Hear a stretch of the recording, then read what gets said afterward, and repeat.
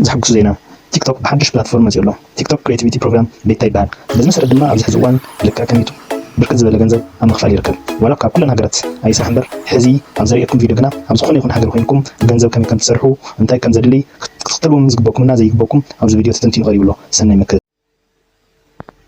ماشي جوجل كروم كافيتكم أو جوجل كروم أما ترشح كابي مالتيو لك كم زي عند جوجل كروم إيميلكم زلوا تكفتمو سلسلة نتبتاب أبزلوا افتنا إيميل ساين إنز جوركمو باد نيو بروفايل دبل كليك تجورو زي مثلكم continue without an account زبل كليك تجورو معنات كتسلكم أو زي create تجورو معنات فتنكم create تجورو done زبل كليك تجورو معناتي كابزي بمثال ياو حدش فترلنا نينا سلازي حدش فترلنا أنت خينو كنختارو زقبنا بدنبي أوزي ستيب كنفلت زقبنا VPN يدلينا معناتي VPN يدلينا VPN زدلينا خا حدا أربان VPN يبهال أربان VPN زبل صحفو خمسة أجيركم معناتي أربان VPN زبل كليت كورو تأربان VPN زي عينت سلايد يزلو سلازي بدي مسارت زي مسألكم فري داونلود زبلو فري داونلود كليك تجورو معناتي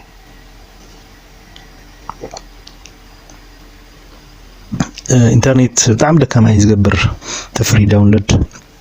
VPN معناتي VPN كتورو يقديت ايو VPN تحزي وراهم نفط كرياتيفيتي بروجرام كتاتي سلازي يدخلوا معناتي سلازي اد تو كروم زبل اد تقورو معناتي اد اكستيشن زبل كا كليك تقورو قصيلكم معناتي كليك مسكوركم اد اكستيشن زبل مسالكم يهو داونلود نغار يزلو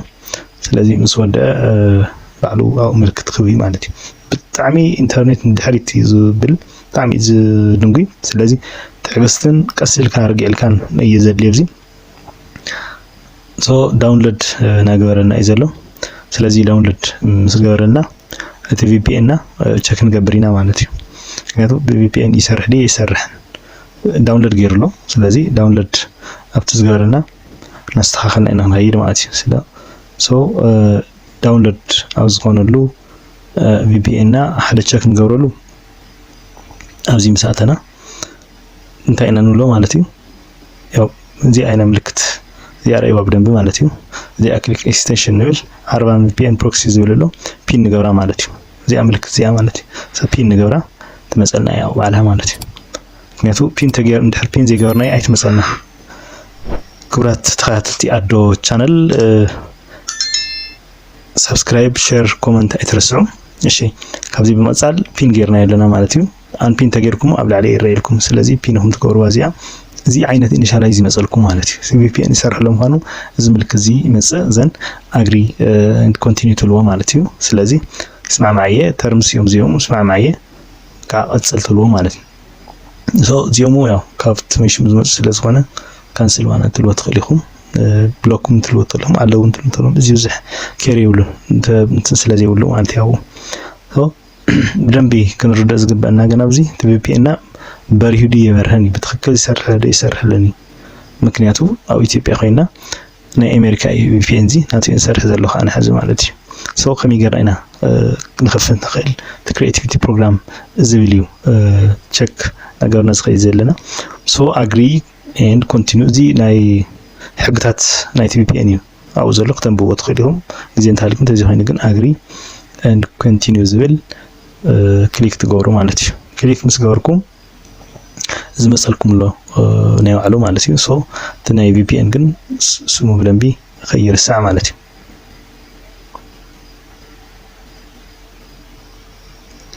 ኢንተርኔት በጣም ደካማ እዩ ዝገብሮ ያው አርሰናይት VPN ስለዝሆነ ትዕግስቲ ምግባር እዚኣ ተድልያ ምክንያቱ በጣም ንድሕሪት ዝምልሶ ደካማ ይዝብል ሰው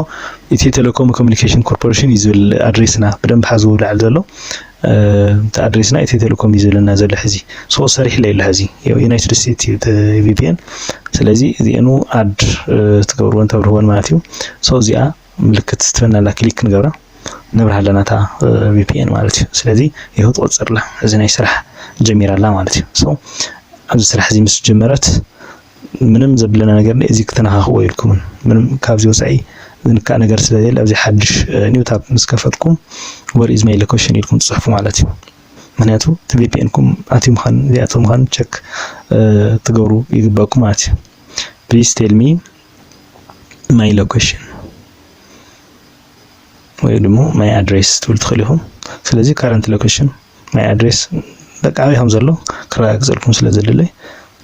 where is my address find the address at my location so ሕዚ ግዴታ ኣበይ ኮይና ኢና ዘለና ንሰርሕ ዘለና ዝብል ክርኤና ይግበና ማለት ሶ VPN ናይ ዩናይትድ ስቴትስ ኢለኩም ይቅድም ኢለ ሶ ዳይሬክት ናገበረ እዩ ሕዚ እቲ ኢንተርኔት ብጣዕሚ ስሎው ዝገብረ ኢለኩም ለኩም ቅድም ስለዚህ ንሽተይ ትዕግስቲ ተደና እያ ሶ ኣበይ ምዃኑ ካርታ ከምፀልና እዩ ማለት እዩ ኣብ ላዕሊ ማፕ ዲቨሎፐር ኢሉ ዘርእየኩም ዘሎ ቺካጎ ይብል ማለት እዩ ስለዚህ ይኸው አድሬስና 635 ደልበርን ድራይቭ ካሊፎርኒያ ዚፕ ኮዱ 9402 ካንትሪ ሳን ሜትሮ ያው ዩናይትድ ስቴትስ ዋና ካንትሪ ዩናይትድ ስቴትስ ስለዚህ ካሊፎርኒያ አካባቢ ስቴት እዩ አቲና ዘሎ ማለት እዚ VPN ሶ ስለዚህ ሓደ ትክክለኛ ስራሕ ይሰርሕ ለና ምዃንና መረጋገጽና እዚ ማለት እዩ VPN እሺ VPN አውሪና ለና ኣብ ካሊፎርኒያ ወይ ከዓ ናይ ዩናይትድ ስቴትስ አሜሪካ ቲክቶክ ኢና ንከፍት ማለት እዩ ስለዚህ እዚ እንድሕር ዘይመፀልኩም እቲ VPN አይሰርሕን ማለት እዚ ተመጽልኩም ግን እቲ VPN ይሰርሕ ለ ማለት ስለዚህ ሕዝካ ሓድሽ ታብ ከፊትና tiktok.com ኢና ንጽሕፍ ማለት እዩ ኣነ ብ ላፕቶፕ ኮምፒውተር ነጠቀምኩ ስለዝኾነ tiktok.com ተኣትዩ ኣብቲ tiktok.com ያው ዳይሬክት ገሪ መጸልኩም ማለት እዩ ናይ tiktok.com ሎጊን መተይ ወይ ከዓ መተይ ፕላትፎርም እዚ ስለዚህ ኣብዚ በቀጥታ ክነኣትየሉ ንኽእል ሚንስ የለን ምክንያቱ ሓድሽና ክንምዝገብ ብሓድሽ ክንምዝገብ እንተኮይና ክብረት ተዓዘብታ ዶ ቻነል ያው ሰብስክራይብ ሼር ምግባር ይትረስዑ ምክንያቱ ሰብስክራይብ ሼር ተገይርኩም ቻነል እዚ ከዓብዩ ካልኦት ሓድሽቲ ቁም ነገራት ዝሓዙ ከምዚ ዝኣመሰሉ ከዓ ቶሎ ወዲያው ናኹም ስለዝፅሑ ንዓይ እውን መበራታተ ስለዝኮነ ሼር ኮመንት አይትረስዑ ኣብዚ بدم بغيركم ايون continuous google continuous facebook use phone email username يزبل ስለዚህ እحنا ኢሜል ኢና እንጥቀም ምክንያቱ ፎን ናይ አሜሪካ እዩ ሶ ናይ አሜሪካ ፎን ይብልናን ኢሜል ዝብል ካብዚሎ ኢሜል ዝብል ክሊክ እንገብር ማለት እዩ ስለዚህ ኢሜል እንጥቀመሉ እቲ ናይ ቅድሚ ሕዚ እንጥቀም ዝነበርና ኢሜል እዩ ሓደ ኢሜል ወይ ከፊትኩም አክቲቭ ትገብሩለኩም ማለት እዩ ስለዚህ እቲ ኢሜል ንሱ አክቲቭ ምስገበርኩም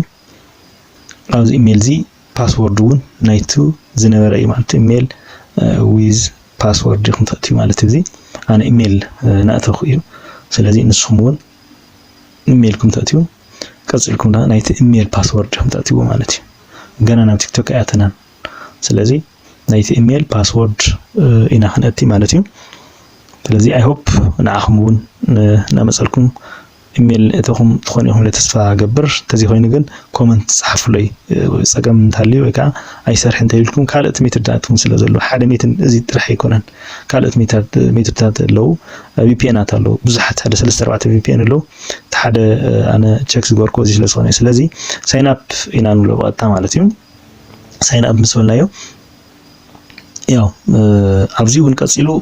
ዩዝ ፎን ኦር ኢሜል ኢና ሕዝውን ምክንያቱ ፎን አየድሊና ናይ አሜሪካ ፎን ይብላን ናይ ኢትዮጵያ ፎን ካይ አየገልግልን ሶ በርዝዴን መል ራንደምሊ ምምላ ንኸይና ይኹን ዳምበር ልዕሊ 18 ክኸውን ይግባእ ኣብዚ ትሕቲ 18 እንትኮይኑ አየገልግልን ኣይኾንን ማለት ቲክቶክ ሓደ ክራይቴሪያ ለዘጾ ልዕሊ 18 ክኸውን ለዎ ስለዘለ ማለት እዩ ስለዚህ አሜሪካ ከዓ ካፕተን ከፈልቲ ዝበሃላ شمونت هاجرات شمونت هاجرات ين معناتي تيك توك شوعته وشمونت هاجر يو زخفل ስለዚህ ከምንማዓል ብራዚል ፍራንሳይ ጀርመን ጃፓን ኮሪያ ዩኬ ኤንዲኤስ ማለት እዩ ካብዚ ነው ጻያው አይخفልን ሶ በዚህ መሰረት ኢሜል ነዚህ ዝአክል ሐድሽ ኢሜል ነንፈጥር ነዚህ ኢሜል ዚ ትዝነረና ኢሜል ፈጥርናለና ሶ ሕዚ ኢሜል ቲክቶክ ዝኸውን ማለት እዩ ሐድሽ ኢሜል ይዝናተይ ኢሜል አታው ጽሕፍ ዘለዎ ያው ንሱን ካ ኢሜል ትጽሕፉ ማለት እዩ ፓስወርድ ውን ሐድሽ ክኸውን ለው ማለት እዩ ስለዚህ باسورد ايميل نايزي تا ايميل نايدا باسورد نايزي اهم تطقم سوري ممكن تجنا انا مش ايكرنان كنا انا تيك توك سياتنا نايزي ايميل زي باسورد يكون اكزيست ايميل تطايمكم تخدو مالسيو ስለዚህ ኣብዚ ሎጊን ሳይን አፕ ፍልዎ ማለት እዩ ቸክ ትገብሩ ኢሜይልኩም አትኹም ዝወኩም አሎ ስለዚህ ትዝወኩም ዲጂት ኣብዚ አማም ደንብ ሓዝዋ ሳይን አፕ ዊዝ ፎን ስለዚህ ዊዝ ፎን ዝብል መጸልኩም ሶ ዊዝ ፎን ናምበር ይኮነን ተቀብ ኢሜይል ኢና ነቲ ማለት እዩ ኢሜይል መሰተና ይሆ ኢሜይል ዚኣ አታው ትገብሩ ማለት እዩ ወይ ከዓ ንዓርኩም ኢሜይል ትፈጥሩ ማለት ኢሜይል ኢሜይል ዚ ግን አክቲቭ ከሆን ከነው ማለት ሶ ፓስዋርድ እዚ ሓድሽ ይሆንክቱ ናይታ ዘእተኹም አንተ ይሆንስ ኢሜይል አፈጥርኩም ግን ናይ ቲክቶክ ማለት እዚ ሓድሽ ናይ ቲክቶክ ያዚያ ምክንያቱ ቲክቶክ አታቱ ተለኹም እዚኣ ኢሜይል ዚኣን ፓስዋርድ ዚኣን ተጠቀምኩም ማለት ስለዚህ ፓስዋርድ በተኻለ መጠን ከ8 እስከ 10 ኮን ለዎ ስሞል ሌተር ካፒታል ሌተር እንዲም ሃሽታግ ኮን ለዎ ሰንድ ኮድ ናፍጥ ኢሜይልኩም ክልኸልኩም እዩ ስለዚህ 6 ዲጂት ለዋዝል አኸልኩም ናፍጥ ኢሜይል ሰንዶሉ ስለዚህ ቸግወሩ አነ ቸክና ጎርኬት ኢሜይል ያው 6 ኮድ ይሁንለው ስለዚህ ናይ ቲክቶክ ዩር ቬሪፊኬሽን ኮድ ሶ ቲክቶክ መዝጊብንለው ማለት ነው ስለዚህ ቬሪፊኬሽን ኮድ ኮፒ ገረ ናፍጥ መሽሚው ናፍጥ ናይ መጀመሪያ استمزجوكو يوصل له مالتي كليك بيست نبدي نصحف ስለዚህ ታ ኮድ ስታርትና ናይ ቬሪፊኬሽን ኮድ ታውጽሪና ነምጻ ያው እነት ጽሑፍ የተጋገ ኮፒ ገበር ከለው ስለዚህ ታውጽሪ ጥራህያ ክትመጽ ዝግባ ታውጽሪ አንጽኹም ተሽድሽ ዲጂት ዘለውን ማለት እዩ አዚያ ፔስት ብለዋ ፔስት ምሳገርኩም ካ ያው ቀጽሉ ኔክስት ብሎ ማለት እዩ ስለዚህ ያው ቼክ ይጋብረ ዘሎ ካንተ ኢሜይል ስላኸለዩ ምናልባት ግን ክብራት ተኸታተልቲ አዶ ቻናል ኣብዚ ብደም ብክትዕዘዎ ዝግበኩም ሓደ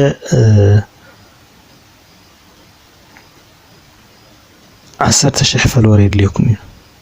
10,000 ፎሎወር የድልኩም እዩ ግን ካብ በጣም ቀሊል 10,000 ፎሎወር ማለት ምርካ ነታ ኩልተ ማዕሰለ ሰማዕት ተረኽቡ ትኽእልኩም ቲክቶክ ነቱ ካታጎሪ ወይ ከዓ ንሽኩም ዙስ ነምበር ብጣዕሚ ዝስራሕ ዝኽእል እዩ ስለዚህ እዚ ከዓ ቀጻሊ ቪድዮ ክሰርሐልኩም ከመይ ጌርኩም ንሽ ክትብሉ ካብ ሓደ ሚኒማም ሓደ ደቂቃ ላዕሊ ክኾን ይውልን ተናእሰ ሞርዛን 1 ሚኒት ሎንግ ክኾን ለዎ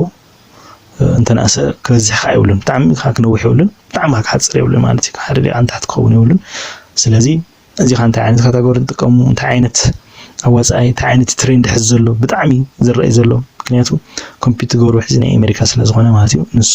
ኣብ ቀጻሊ ቪድዮ ክሰርሐልኩም እየ ስለዚህ ዩዘር ኔም ክሬት ናገበርና ዩዘር ኔም ክሬት ትገብሩ ትኽእሉም ደስ ብዝበለኩም ያው ዝተመዝገበ ክኸውን ይውልን ዝተመዝገበ እንትኾይኑ የትኩም ማለት እዩ ሶ ትራይ ኤንድ ኤረር ተዚኹን ከዓ ሰጀስትድ ይልኹኩም ይባዕሉ ኣብ ታሕቲ ማለት እዩ ስለዚህ ትጽሕፉ ወይ ከዓ ክሬት ዩዘር ኔም ስኬፕ ክትብል ትኽእሉም ካልእ ግዜ ክትብዎ ኮይን ግን ኣነ ንዓኹም ብዝጥዕም መልክዕ እየ ኣታው እናፅሓፍኩ ዘለኹ ማለት እዩ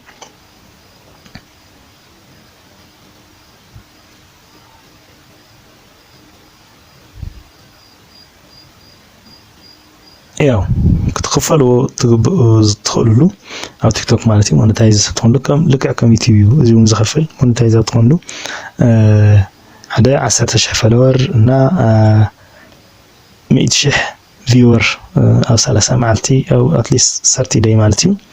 ከልየኩም ይግባእ ይዝብል ሞኔታይዙ ብጣዕሚ ቀሊል ኢሉኩም እዚ ብጣዕሚ ከም ዩቲዩብ ብጣዕሚ ሃላኽ እዩ ነዊሕ እዩ ዋች ሃወሩ ሳብስክራይበር እዚ ግን ቪወር ጥራሕ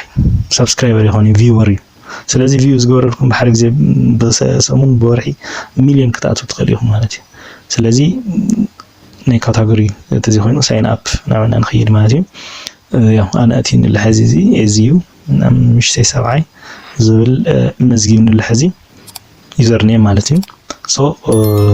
ያው ክብራት ተኸታተልቲ ኣዶ ቻነል ያው ሰብስክራይብ ሼር ኮሜንት ኣይትርስዑ ነዚ ቻነል እዚ ከዓቢ እንትኮይኑ ናትኩም ደገፍ ስለ ዘድልየኒ ደገፍኩም ከዓ ብናይ ሰብስክራይብ ስለ ዝኾነ ሰብስክራይብ እናገበርኩም ማለት እዩ ኦኬ ሕዚ ቲክቶክ ከፊትና ኣለና ሶ ቲክቶክ ከፊትና እንተኮይና መጀመርያ በደንብ ክንገብሮ ዝግበአና ኣብዚ ፈጢና ቪዲዮ ፖስት ክንገብር የብልና ዝተወሰነ ቪዲዮ ክንርኢ ይግበአና ብዝሓድሽ እዚ ማለት እዩ ምክንያቱ